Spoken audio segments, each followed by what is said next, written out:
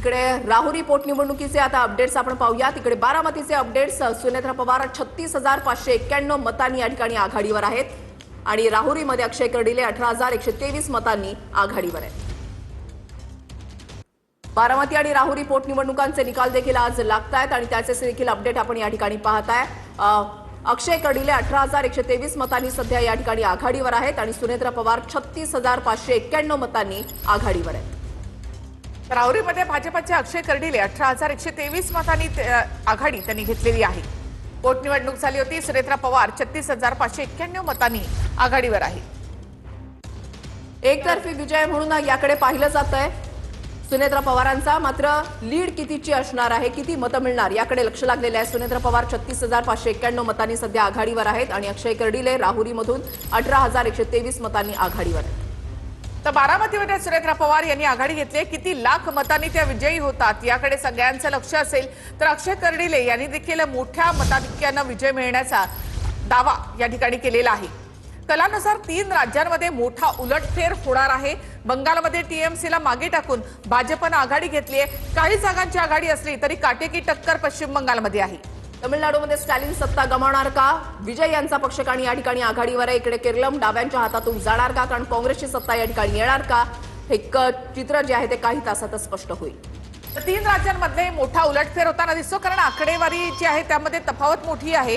तर पश्चिम बंगालमध्ये टीएमसी 121 आणि भाजप 125 जागांवर 4 जागांचा फक्त फरक आहे टीएमसी आणि भाजप यांच्यामध्ये। त्यामुळे शेवटपर्यंत आपल्याला हे आकडे पाहावे लागतील, कारण काटेकी टक्कर पश्चिम बंगालमध्ये सुरू आहे। कलानुसार 3 राज्यांमध्ये मोठा उलटफेर होत असल्याचं सध्या पाहायला मिळतंय। बंगालमध्ये टीएमसीला मागे टाकून भाजप ही सध्या आघाडीवर आहे। 125 जागांवर भाजप आघाडीवर आहे आणि तृणमूल 121 जागांवर आघाडीवर आहे। तमिळनाडू, केरळम या प्रत्येक ठिकाणी चित्र जे आहे ते बदलत असल्याचं आपण या ठिकाणी पाहतोय। तमिळनाडूची आकडेवारी आपण या ठिकाणी पाहताय। तामिळनाडूमध्ये आपण पाहतोय की डीएमके 51 आणि एआयडीएमके 60 जागांवर आघाडीवर आहे। तर अभिनेता विजय यांची टीव्हीके 90 जागांवर आघाडीवर आहे आणि सगळ्यात मोठा पक्ष ठरलेला आहे तो टीव्हीके।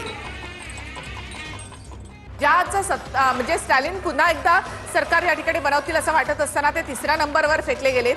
तर केरळमध्ये आपण पाहतो की काँग्रेस प्रणित यूडीएफने या ठिकाणी 94 जागांवर आघाडी घेतली आहे। डावे जे आहेत एलडीएफ ते 40 जागांवर या ठिकाणी आघाडीवर आहेत। केरळमध्ये पुन्हा एकदा काँग्रेसने मुसंडी मारली आहे आणि काँग्रेसने डाव्यांच्या हातातनं सरकार खेचून घेतली आहे। इतिहासामध्ये पहिल्यांदाच पश्चिम बंगाल आणि पुदुच्चेरीमध्ये भाजपची सत्ता येणार का? कारण पश्चिम बंगाल पुदुच्चेरीमध्ये भाजपची घौडदौड जी आहे ती कायम असल्याचं पाहायला मिळतंय।